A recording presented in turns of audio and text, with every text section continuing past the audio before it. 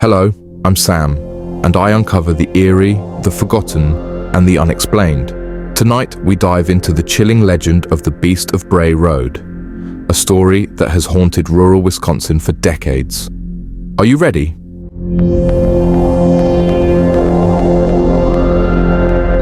In the quiet town of Elkhorn, Wisconsin, life usually moved at an unhurried pace. Cornfields stretched into the horizon, their golden stalks swaying gently in the breeze, while thick woods bordered the narrow country roads.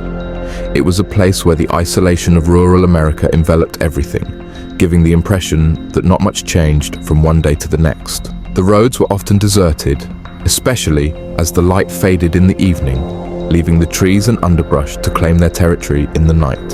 In such an environment, it's easy to see how local legends could take root, how whispers could become folklore. But in the late 1980s, something stirred in this otherwise tranquil corner of Wisconsin, something that would change the town forever, etching its name into the annals of paranormal history. It was the kind of strange phenomenon that lingers not just at the corner of your vision, but burrows into your mind, scratching at it night after night, refusing to be forgotten. Locals began to whisper about a creature, an animal, but not just any animal. They described it as a hulking, wolf-like figure, except this one wasn't like the others. It walked on two legs. The tales were initially dismissed as pranks or the result of overactive imaginations. After all, Elkhorn was a small town where everyone knew each other, and it wasn't uncommon for teenagers to create scary stories to spook their friends. The residents, most of whom had lived there all their lives, were used to the calm routine of rural existence. Bray Road, a narrow stretch of highway flanked by dense trees and sprawling farmland, had always been peaceful. The thought of something lurking in the shadows along this route seemed absurd. But then, the encounters began. One of the earliest and most notable incidents involved a woman named Doris Gibson, a resident of the area who had lived in Elkhorn her entire life. Doris was a practical woman, a mother of two who worked part-time at the local library. She wasn't the type to believe in monsters or ghost stories, but on that fateful night in October 1989, her skepticism was shattered. It was an ordinary evening just after dusk when Doris was driving down Bray Road on her way home. Her children, Sarah and Michael, were waiting for her, and she had promised to help Sarah with her science project. The air was crisp, and the autumn chill had settled in. The road was deserted, as it often was at that time of night, with only the occasional flicker of headlights from another car breaking the inky darkness. As Doris rounded a bend, her car suddenly jolted. She had hit something. Her heart raced as she braked, the stillness of the night shattered by the sound of her car coming to a halt. Her first thought was that she had struck an animal, a deer, perhaps, or a stray dog. It wasn't uncommon for wildlife to wander onto the road, especially in such a rural area. Stepping out of the vehicle, Doris grabbed her flashlight and cautiously approached the spot where she believed the animal had been hit. But when she shone the beam of light onto the road, what she saw was not what she expected. Instead of a wounded animal, a massive figure was rising from the ground, unfurling its body with an unnatural grace. It stood on two legs, towering above her, its fur matted and thick. Its face was twisted into a grotesque snarl, somewhere between the ferocity of a wolf and the unmistakable intelligence of a human. Glowing eyes locked onto her, and in that instant, fear seized her entire body. Doris scrambled back into her car, hands trembling, and sped off into the night, leaving the creature behind in her rearview mirror. When Doris arrived home, she found Sarah and Michael waiting for her at the kitchen table. They could tell immediately that something was wrong. Her face was pale, her hands still shaking as she clutched her car keys. She tried to brush it off, not wanting to scare them, but the image of the creature haunted her. That night, she lay awake in bed, staring at the ceiling, replaying the encounter in her mind. She couldn't shake the feeling that the creature had been watching her, not just as prey, but as if it knew her. In the days that followed, Doris began to avoid Bray Road altogether, taking long detours just to avoid the stretch of highway where her life had changed forever. She became more protective of her children, insisting they come home before dark and never walk alone. Her once routine life was now filled with unease, and she found herself glancing over her shoulder more often than she cared to admit. Shortly after Doris's encounter, others began to come forward, their voices shaking with fear as they told eerily similar stories. One such account came from a teenage girl named Emily, who lived on the outskirts of Elkhorn. Emily was a quiet, bookish girl who spent most of her time reading or helping her parents on their small farm. She wasn't the type to seek attention or make up stories, which made her account all the more chilling. One night, Emily was walking home from a friend's house, her path taking her along the edge of Bray Road. The moon was full, casting an eerie glow over the landscape. As she walked, she noticed something strange. A dark shape crouched low in the ditch beside the road. At first, she thought it was a dog, or perhaps a deer, but as she drew closer, she realized it was something far more sinister. The creature was feasting on what appeared to be a deer carcass, its massive jaws tearing into the flesh with terrifying efficiency. Emily froze, her breath catching in her throat. She wanted to run, but her legs refused to move. As if sensing her presence, the creature slowly rose to its feet, towering over her at nearly 7 feet tall. Its eyes glowed like burning embers in the dark, and its matted fur seemed to ripple with an unnatural energy. For a moment, the creature simply stared at her, its head tilted as if studying her. Then, with a guttural growl, it took a step forward. That was all it took to break Emily's paralysis. She turned and ran, her heart pounding in her chest as she sprinted down the road. She didn't stop until she reached her house, slamming the door shut behind her and locking it with trembling hands. Emily's parents found her huddled in the corner of the living room, her face pale and her eyes wide with terror. It took hours for her to calm down enough to tell them what had happened. Her father, a practical man who had lived in Elkhorn his entire life, was skeptical at first. But as he listened to Emily's trembling voice and saw the fear in her eyes, he began to wonder if there was more to the story than he had initially believed. In the weeks that followed, Emily became withdrawn and anxious. She refused to go outside after dark and would often wake up screaming from nightmares. Her parents tried to reassure her, but they couldn't shake the feeling that something had changed in their daughter. The once bright, curious girl was now haunted by something she couldn't explain. As the weeks passed, more and more people began sharing their own stories. A local farmer named Tom Reynolds was one of them. Tom was a no-nonsense man in his late 50s, a lifelong resident of Elkhorn who had spent most of his life working the land. He wasn't the type to believe in monsters or ghost stories, but even he couldn't deny the strange occurrences on his property. One night, Tom was awakened by the sound of his cattle panicking. He grabbed his shotgun and hurried outside, expecting to find a coyote or perhaps a stray dog. But what he found was far more unsettling. Deep claw marks gouged into the wooden siding of his barn, too large to belong to any known animal in the area. The cattle were skittish and uneasy, their eyes wide with fear. Tom spent the rest of the night patrolling his property, his shotgun at the ready. He didn't see the creature, but he could feel its presence. A heavy, oppressive feeling that made the hair on the back of his neck stand on end.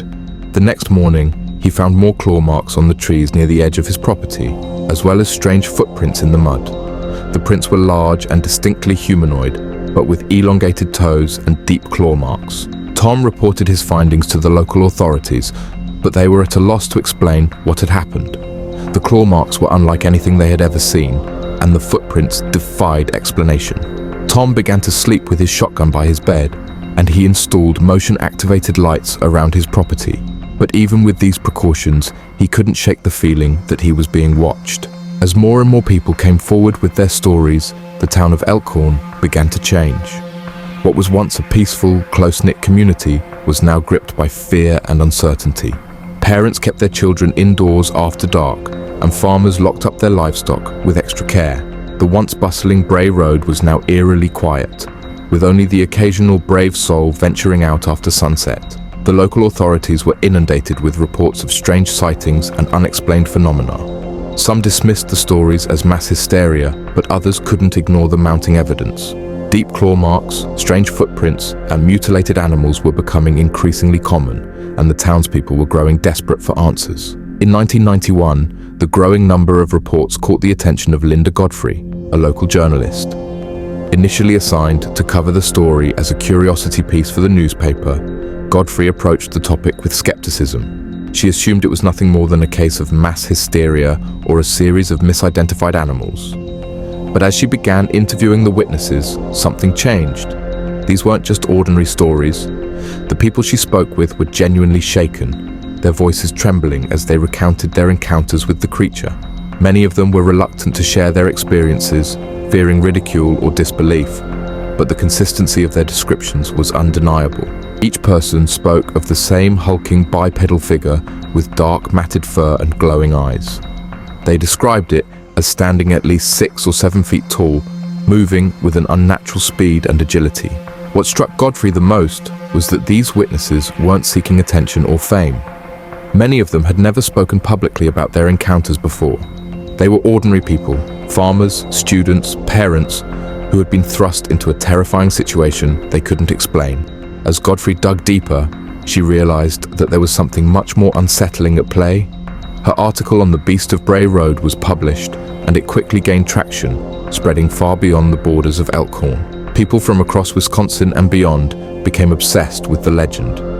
Theories began to emerge, each one more outlandish than the last. Some believed it was a misidentified bear or a large dog, while others insisted that it was a government experiment gone horribly wrong. There were whispers of Native American legends, tales of skinwalkers, shapeshifters capable of taking on the form of animals, or spirit beasts tied to the land. Others claimed that the creature was something more sinister, a physical manifestation of dark forces, an omen of doom rather than an ordinary animal. Some residents of Elkhorn began to wonder if the land itself was cursed, a dark secret buried deep within the soil of the surrounding woods. As time passed, the Beast of Bray Road became more than just a local legend. Paranormal investigators descended upon Elkhorn, hoping to capture evidence of the creature. Documentaries were filmed, books were written, and the legend continued to grow. But despite all the attention, the creature itself remained elusive. Witnesses who claimed to see the beast described its unnatural movements with chilling detail. They spoke of how it would appear out of nowhere, running alongside cars at incredible speeds before disappearing into the trees. Some said it would stand in the middle of the road, watching them as they drove past, its glowing eyes tracking them until they were out of sight. Others recounted how their equipment would mysteriously fail when they tried to photograph or film the creature. Cameras would stop working, and batteries would inexplicably drain. Hunters who ventured into the woods surrounding Bray Road reported strange occurrences. They often felt as though they were being watched, their skin prickling with the sensation of something lurking just out of sight. Dogs that accompanied them would refuse to go further into the forest, their tails between their legs, growling and whimpering at the unseen presence in the trees. Some hunters spoke of hearing footsteps behind them, only to turn around and find nothing there. Equipment malfunctions became commonplace, and seasoned outdoorsmen found themselves growing increasingly unnerved by the forest they had once known so well. And yet, despite the fear and the mounting evidence of something unusual, there remained a sense of intrigue, a desire to understand what exactly the Beast of Bray Road was. This wasn't just a story about a monster, it was about people trying to make sense of the inexplicable. The terror of seeing something so far beyond the realm of human understanding was tempered by the quiet moments of vulnerability that followed. Mothers clutched their children tightly after hearing strange howls in the night. Farmers prayed for safety as they locked up their livestock, hoping the creature wouldn't strike again. As the years passed, the Beast of Bray Road remained an enigma. Some believed it had moved on, while others were convinced it still roamed the woods, waiting for its next victim. Sightings became less frequent, but the legend endured, woven into the very fabric of Elkhorn's identity. And that brings us to today. Though the Beast of Bray Road hasn't been spotted in recent years, its presence still lingers in the minds of those who live near Bray Road. The chilling tales are passed down from one generation to the next, each retelling bringing with it the same sense of dread. But one question remains. Is the Beast of Bray Road still out there, hiding in the shadows, waiting for the right moment to strike again? If you ever find yourself driving down Bray Road at night, keep your eyes on the road, your doors locked, and your speed steady. And remember, the beast could be watching you, lurking just beyond the headlights, waiting to make its presence known once more. If you've enjoyed this chilling tale of the Beast of Bray Road, make sure to hit the like button and subscribe to my channel, Veiled Destinations, for more eerie stories of cryptids, paranormal encounters, and unsolved mysteries. What do you think? Could this legendary creature still be roaming the woods of Elkhorn? Leave your thoughts in the comments below. Until next time, stay curious and stay cautious.